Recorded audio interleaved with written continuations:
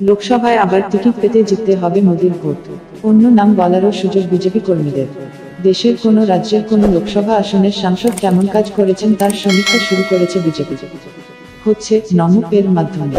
বাংলা সহ গোটা দেশের বিজেপি সাংসদ ও নেতারা চাপে।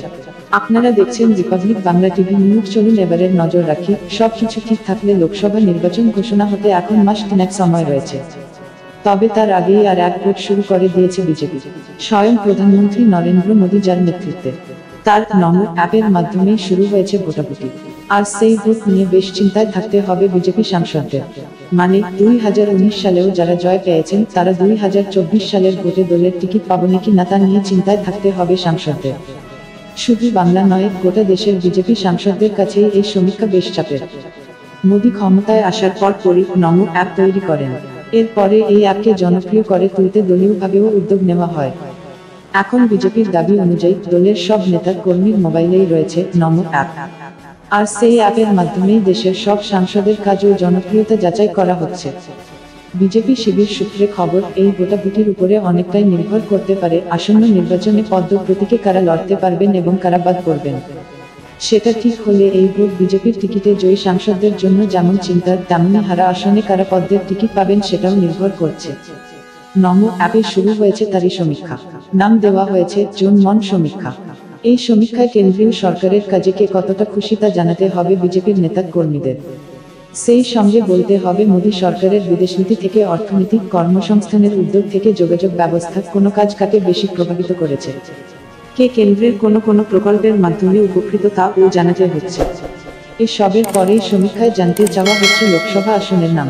রাজ্য অনুসারে লোকসভা আসন জানালেই সেখানকার সাংসদদের সম্পর্কে বিস্তারিত জানা হচ্ছে। সাংসদ নিজের এলাকায় কতটা সময় দেন, তাকে নিয়মিত দেখা যায় কি না, এলাকার উন্নতিতে তার ভূমিকা রয়েছে কি না এবং থাকলে কতটা আছে, সবই প্রশ্নের মাধ্যমে জানা হচ্ছে।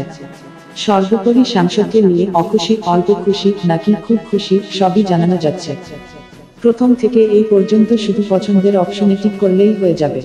কিন্তু এর পরেই রয়েছে একটি মোক্ষম প্রশ্ন। সেখানে ওই লোকসভা এলাকার 3 জন জনপ্রিয় বিজেপি নেতার নাম জানতে চাওয়া হচ্ছে। সেই 3টি নাম লিখে দিতে হচ্ছে অ্যাপের নির্দিষ্ট জায়গায়। এটাই সবচেয়ে চিন্তার বলে মনে করছেন বিজেপি নেতারা। এক রাজ্য নেতা বলেন, কেউ কারো কাছের লোক হলেই যে টিকিট পাবেন না তা স্পষ্ট এই সমীক্ষায়। সেখানে কর্মীরা কাকে সাংসদ হিসাবে চাইছেন সেটা জানানোর সুযোগ রয়েছে। ফলে এখন যিনি সাংসদ রয়েছেন তার পরিবর্তে কার নাম বেশি করে উঠে আসছে সেটাও অ্যাপ বলে দেবে। নেতার ব্যাখ্যা অনুযায়ী গত নির্বাচনে হেরে যাওয়া আসনেও কে টিকিট পাবেন সেটাও এই সমীক্ষা থেকে বেছে নেওয়া হতে পারে। কারণ লোকসভা এলাকায় দলের কোনো নেতা প্রভাবশালী হিসেবে ভেবে থাকতে পারেন তিনি প্রার্থী হওয়ার যোগ্য। রাজ্য নেতৃত্বও হয়তো তার নামই পাঠালেন, কিন্তু তাকে কর্মীরা আদৌ চাইছেন কি না সেটা বলে দেবে মোদীর জনমন সমীক্ষা।